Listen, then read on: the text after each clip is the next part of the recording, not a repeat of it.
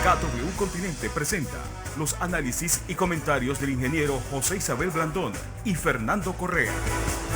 Muy buenos días, Panamá. Hoy es miércoles 2 de diciembre. Esto es el noticiero matutino de Next Noticias y empezamos, atención, porque ayer el Ministerio de Salud fue contundente. Los casos siguen en aumento, así que ya hay que empezar a tomar medidas drásticas. La primera, cierre de Panamá Oeste. Toque de queda a las 9 de la noche, ley seca desde las 7 de la noche. De 9 de la noche a 5 de la mañana. Así que vamos a ver si logramos tener una Navidad en paz. Eso en un momento en el que José Sánchez Moró, ex alcalde de Arreján, pues la Corte Suprema de Justicia rechaza su casación y tendrá que cumplir los 7 años de prisión a la que se le condenó. Un día en el que, crisis en la Casa Blanca. El Real Madrid a punto de ser apeado de la Champions, en un grupo donde puede pasar cualquier cosa.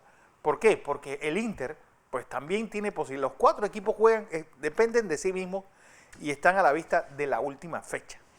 Así que esto pone en crisis. Han sido 3 partidos seguidos de derrotas del Real Madrid, 2 en Liga y 1 en Champions, que pone a los que manejados por Zinedine Zidane en duros aprietos. Día también en el que, vamos a hablar un poco de esas medidas de confinamiento que va a tener. Mañana tengo una entrevista interesante. ¿Por qué? Porque los mariachis van a pedirle al Ministerio de Salud que los dejen trabajar el Día de la Madre. Igual hoy vamos a hablar del diálogo del Bicentenario. Hoy el partido RM tiene esta marcha desde Santana hasta la Presidencia de la República, que ayer don José se nos olvidó enviarle nuestro saludo de felicitación de cumpleaños a doña Marta Linares de Martinelli, ex primera dama de la República. Así andan las cosas. Buenos días, Fernando. Buenos días. Buenos días a toda nuestra audiencia que nos sigue en KW Continente Radio y en Canal 21 en Next TV. Permítame, Fernando, antes de iniciar nuestra consabida conversación con nuestros usuarios, darle una nota luctuosa y anunciarle lo siguiente. El lunes murió el ingeniero Rolando Pin Martinelli, de La Toña. El entierro será hoy. Permítame darle una pincelada de quién era el ingeniero Rolando Martinelli. Rolando Humberto Pin Martinelli de La Toña nació el 4 de julio de 1933 en Soná, Veraguas, y murió el 30 de noviembre del 2020 en la ciudad de Panamá. Hijo de Enrique Francisco Martinelli Pardini y de Victoria Eugenia de La Toña Dutari. Fue banquero, comerciante, ganadero, agricultor y político. Fue presidente provincial del panameñismo de Veraguas por más de 2 décadas. Diputado en el periodo 1989 a 1994. Sobresalió por su don de gente, cariñoso, humilde, caballeroso, paciente y por conversar, escuchar y ayudar a todos, desde los más humildes campesinos, aún sin conocerlo. Estudió en el Colegio Javier y se graduó de economista agrícola en la Universidad de Maryland. Se casó con la doctora Inés Arelis Ramón Paul y tuvo 5 hijos: Rolando Humberto, Juan Carlos, Ana, Arelis y Jorge Enrique. Tuvo 17 nietos y una bisnieta. Que descanse de paz el ingeniero Rolando Pin Martinelli, una gran persona y un gran político. Un hombre de los que le gusta escuchar. Hay gente que son políticos y no quieren escuchar. Siempre están ocupados, no tienen tiempo para nada, ¿no? Hay que aprender. Aprender de gente, sentarse a escuchar. De gente que ya... ¿Tú sabes quién escuchaba mucho? Nufo Arias. Él se iba ahí a la casa ahí en Monarillo de la señora que hacía queso, ¿cómo se llama? Domitila. Domitila. Y ahí se sentaba el doctor Nufo Arias por horas a conversar. Y ahí llegaba la gente. Era con un imán. Bien. Pin Martinelli era político, sí, cómo no, empresario. Una gran persona. Sí, hombre. En realidad una gran persona. Hay gente cuando uno se muere, todo el mundo dice que uno es bueno. No. Era una persona y de una gran familia. Bien, esa es la cosa que quería decir. Pero algunas cosas importantes que están pasando en el mundo. Quizás la noticia más impactante para todos nosotros, arrancar la mañana sería con eso, es que la Comisión Reguladora de Medicamentos y Productos Sanitarios del Reino Unido aprobó ayer el uso de la vacuna de Pfizer Biotechnology, una empresa alemana con una empresa norteamericana, lo que significa que se va a producir inmediatamente en Inglaterra y hará un proceso. No es que la vacuna está disponible ya para todo el mundo, te va a comprarla por ahí, no. esto ya, el Reino Unido es el primer país del mundo que aprueba esta vacuna. Esto es una noticia extraordinariamente positiva. Sí. Y va a tener efectos en todo el mundo en sentido positivo. Esa es una noticia que debemos destacarla como quizás la noticia más importante. También la FDA estará por allí haciendo sus pronunciamientos. Ya el CDC ha indicado quiénes serán en los Estados Unidos los que reciben la vacuna. En Panamá ya hay una comisión también que está haciendo lo propio. La vacuna será, en el caso de los Estados Unidos, dada primero al personal médico, todo el personal de salud, no médico nada más, todo el personal de salud que brega con la epidemia, porque es el más expuesto. 2, a los asilos de los ancianos, donde ha habido el 40% de las muertes. Wow. Para que usted tenga una idea. Y a la gente que Panamá debe estar igual. Sí, por encima de 60 años. Y va a haber una... Y me imagino que entonces van a hacer toda una programación. Recuerde que esta es una vacuna en 2 fases. Si usted dice que hay 100 millones de dosis, en realidad está hablando de 50 millones, porque hay que darla en 2 fases. Esta es una noticia importante. Ya también la otra empresa Moderna hizo su solicitud. Se espera que este 10 de diciembre la Comisión Técnica de los Estados Unidos acuerde esto y que para mediados de diciembre tengamos la autorización de ellos para usarla y nosotros para comprar. Pero eso no va a llegar aquí. Recuerda que esta es una vacuna que requiere altos niveles de refrigeración. Estamos hablando de menos 70 grados centígrados. Sí, Inglaterra tiene una gran experiencia en esto. La noticia del día, sin duda alguna, es esta. Hay otra noticia importante en el mundo. Ya no lo estamos prestando atención. Usted sabe que la República Popular China, le voy a dar 3 noticias de China, alunizó.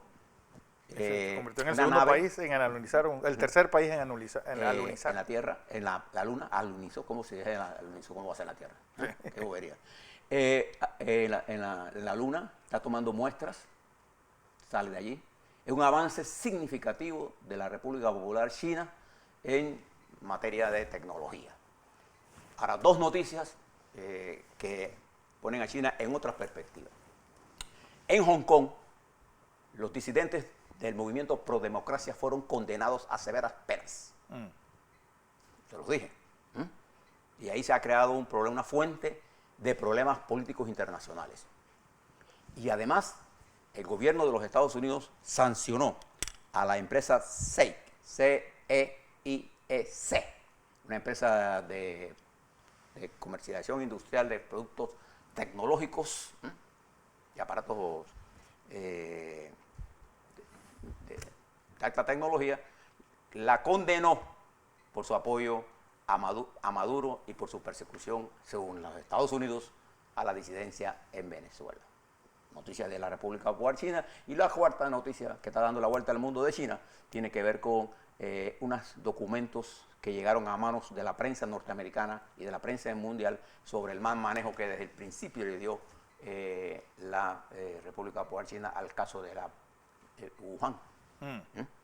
Y ahí hay documentos para buscar. O sea, hay cosas que están pasando en el mundo a una velocidad. Quizás la frase más importante, Fernando, que yo escuché durante las últimas 24 horas, la dio Jared Bernstein. ¿Sabes quién es él? Jared Bernstein es un economista de los más prestigiosos de los Estados Unidos, es miembro del equipo económico de Biden ahora. ¿Sabe lo que dijo él? Aquí un regalo para todos, particularmente para los informantes, los influencers. Si quieres ser parte de la solución, no te conviertas en entonces tienes que analizar a profundidad el problema. ¿Te parece? No superficialmente. Puesto ahora, de otra forma, en las palabras de ese ilustre joven científico, y hombre, lo digo cuando estaba joven, por eso digo que joven científico, Alberto Einstein, Einstein decía que la solución de un problema, la mitad de ella era conocer el problema de verdad. Aquí todo el mundo quiere la solución del problema, ¿no? Y no tiene la solución de verdad.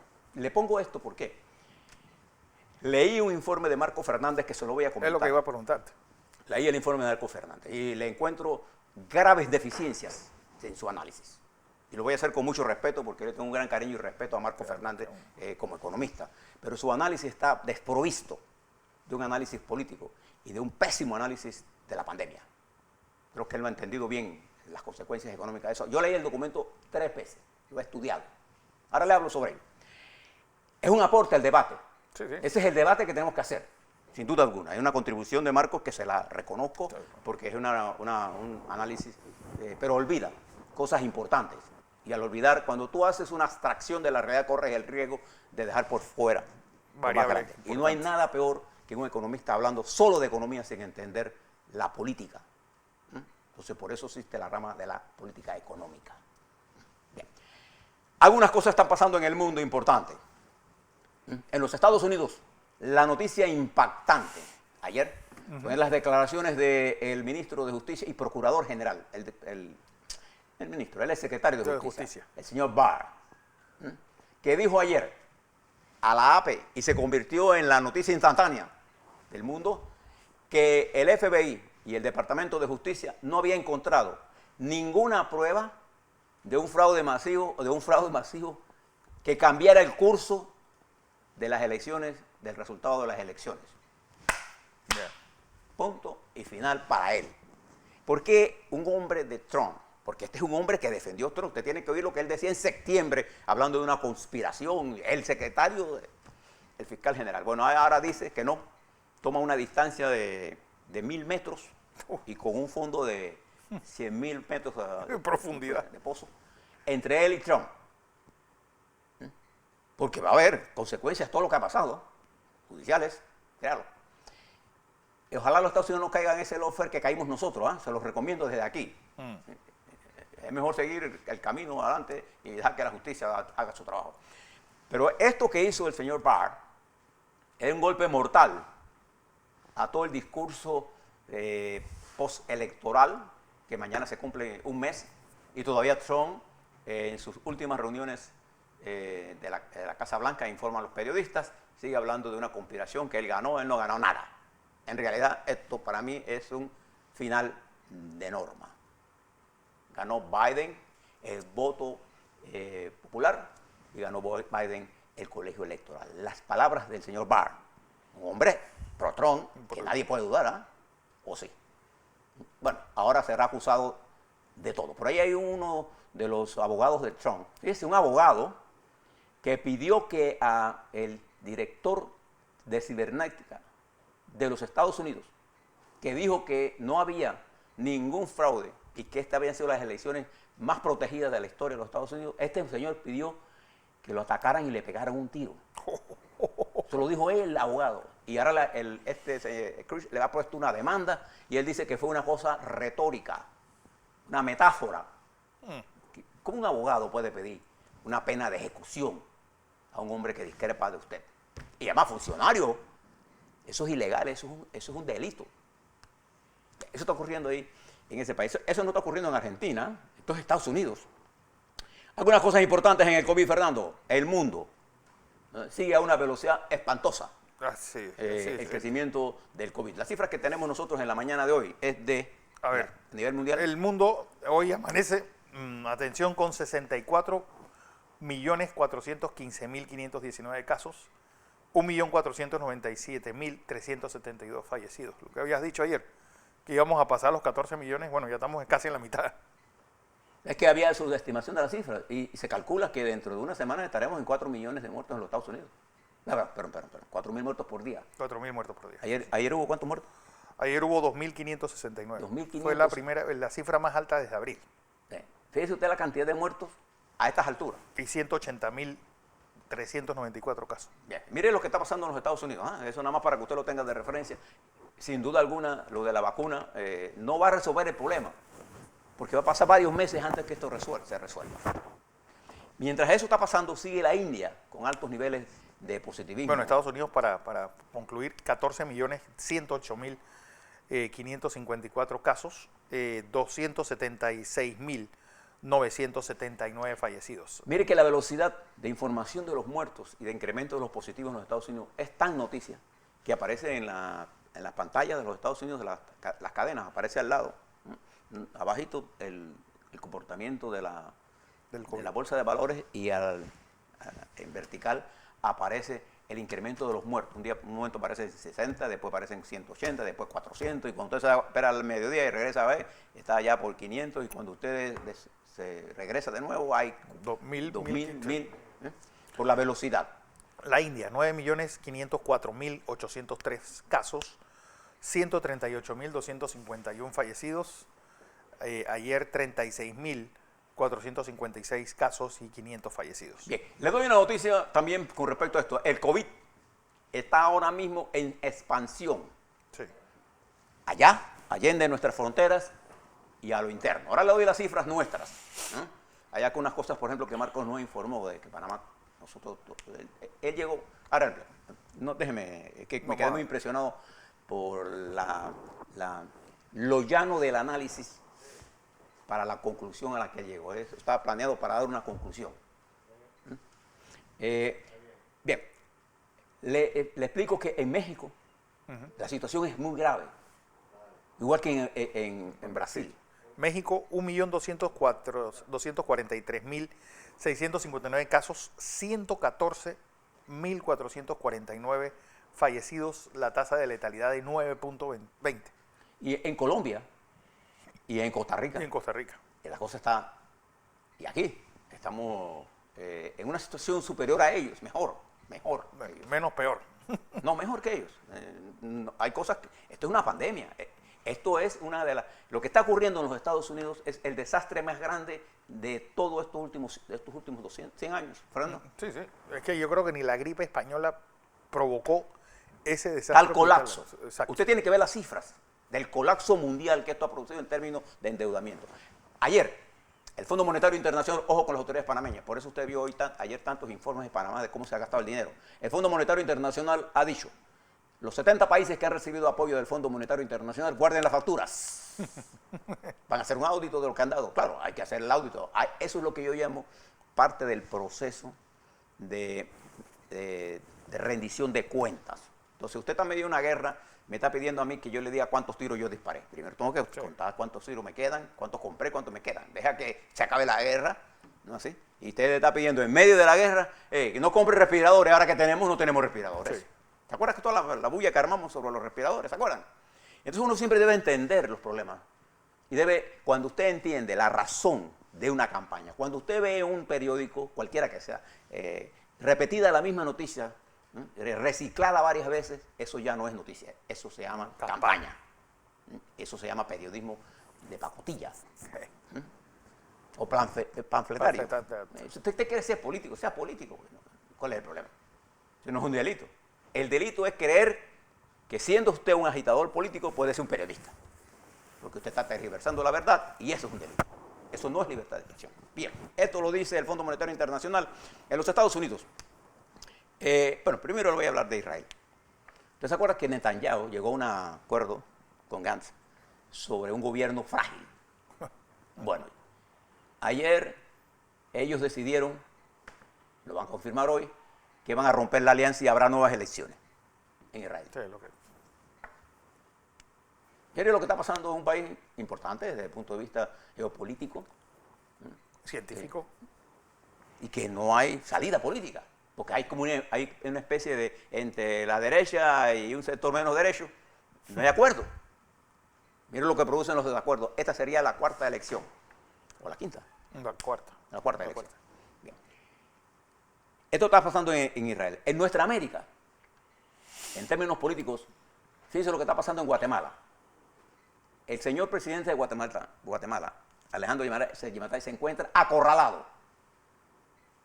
Y la dirección política blanca de Guatemala se encuentra acorralado por el avance del movimiento indígena, que ahora solo tiene una sola bandera. Ya no es la discrepancia entre la tribu esta que tenía una posición, el grupo este que tenía otro, no. Hay una sola consigna: tumbar al presidente y tumbar la asamblea y establecer una nación parecida a la de Bolivia.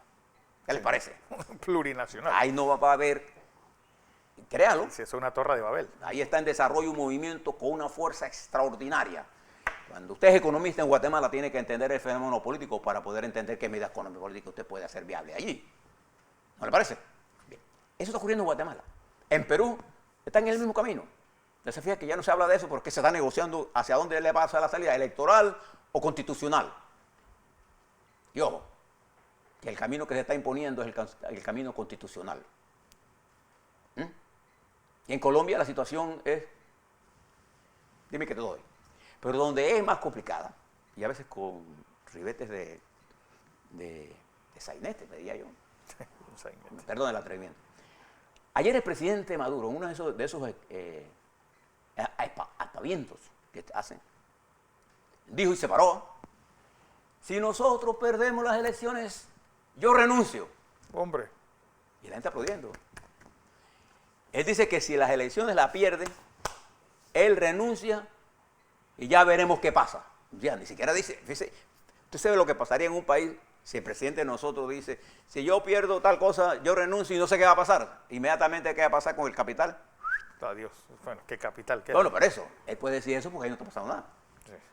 Pero decir de esas cosas me indica a mí, o él está seguro ya de que ya eso está contado, o es un irresponsable. En cualquiera de las dos formas, su discurso es un alto grado de irresponsabilidad y de manejo a la que ese país cayó. Así, estudien lo que pasó en Venezuela. ¿Quién destruyó la estructura política de Venezuela? Chávez, no. Chávez se benefició del ataque vicioso que los medios de comunicación y la burguesía venezolana se hizo entre ellas al destruir a los dos partidos que estabilizaban ese país, el COPEI y ALECO. Al destruirse eso, surge el chavismo. Ahí está. El que no quiere aprender, el que olvida su historia puede cometer los mismos errores. Algunas cosas están pasando en los Estados Unidos. Tengo unos minutos, sí. Fíjense lo que está pasando en los Estados Unidos. Aparte de esto, pues, que hizo el señor Barr ayer, que fue... Allí se presentó el equipo económico, ya formalmente. Me llamó la atención, y le recomiendo a nuestros economistas, y particularmente a mí mismo, Marcos, que vea la intervención, dos intervenciones. Bueno, todas, mejor dicho. La intervención de Janet Yellen, la nueva ministra del Tesoro, y la intervención de la que tiene menos posibilidades de llegar a ser confirmada, la señora Thunder, que va para el presupuesto. El presupuesto no es una estrategia de desarrollo. El presupuesto, ella es de la oficina de presupuesto, ella dijo que el presupuesto debe estar destinado a las cosas sociales.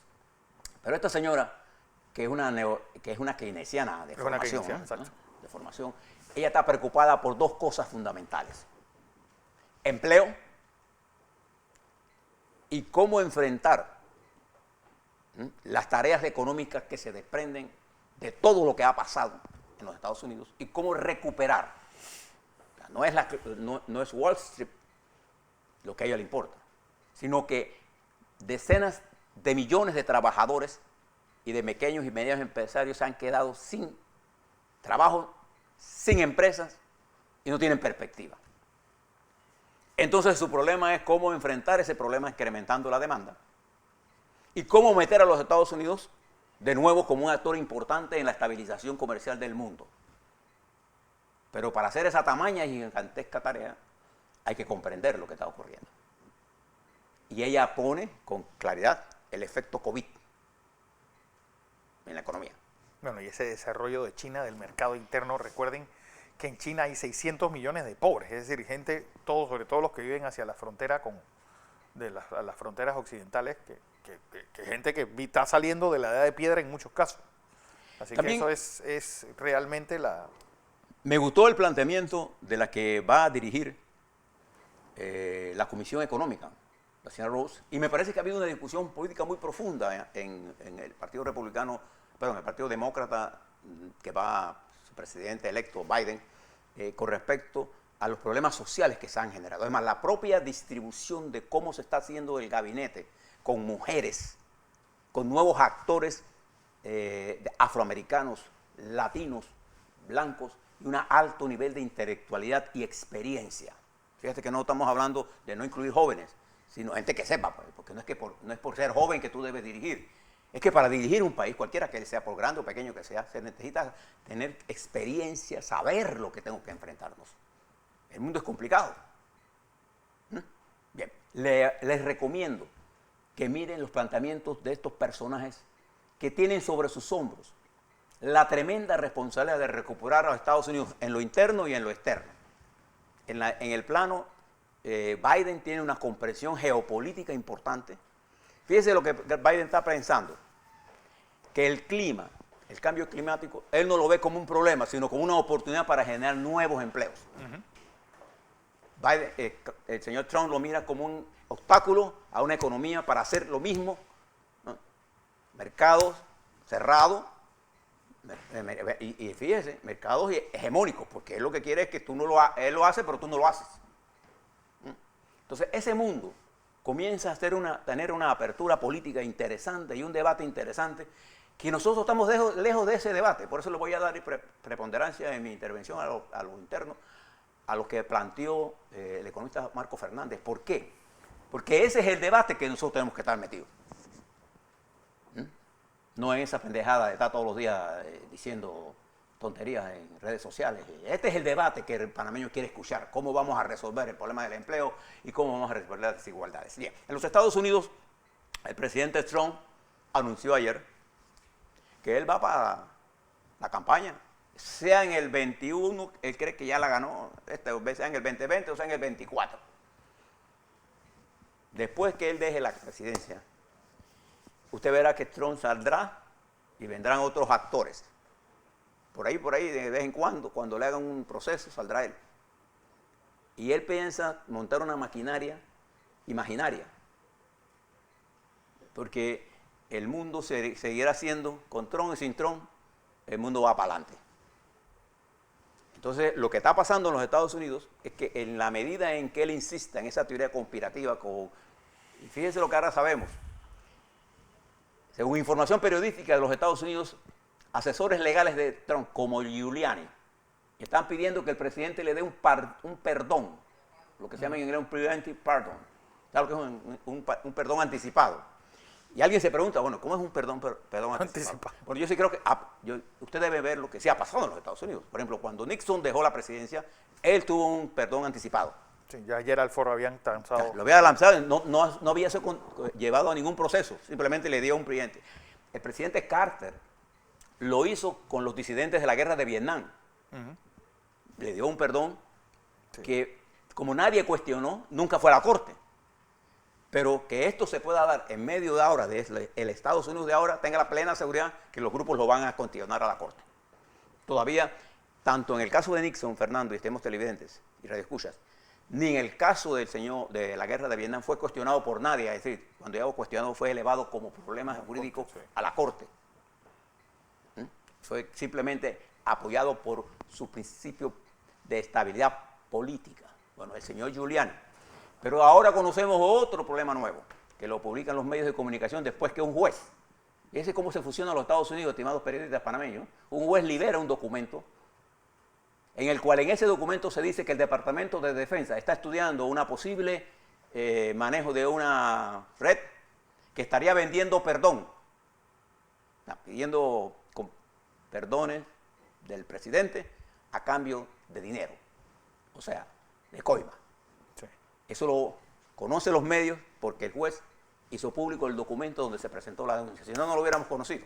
Eso está da vuelta en los Estados Unidos. Mira las cosas que nos están llegando del norte. Pero lo positivo de los Estados Unidos, vuelvo y le reitero, es que ha surgido una nueva correlación de fuerza. Yo le dije que Trump ha tenido la virtud de producir una especie de replanteamiento geopolítico de los Estados Unidos.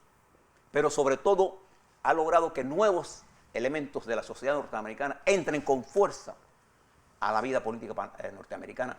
Mujeres.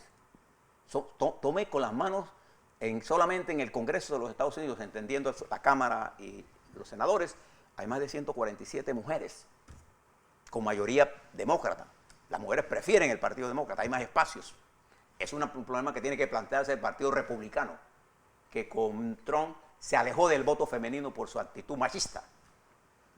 Los jóvenes, los negros, los de diferentes nacionalidades. Mire la policromía de lo que está haciendo Biden. Y mire quién es la vicepresidenta de los Estados Unidos. A la vuelta, COVID, le adelanto, según el MINSA, índice de reproducción del virus, está en 1.27. Si no es 1.27, es 1.24. No, creo que es 1.27. Nuestro cálculo ayer era de 1.31. El más o menos 2.5%. Estamos entre 1.2, 2 o 3. El índice va para arriba. Vamos a hablar sobre eso, vamos a hablar sobre los planteamientos de Marco Fernández y su análisis sobre lo que está hablando en la economía y algunas de las cosas que considero están interpretadas incorrectamente desde el punto de vista de la perspectiva y del desarrollo nacional. Así a la es. vuelta.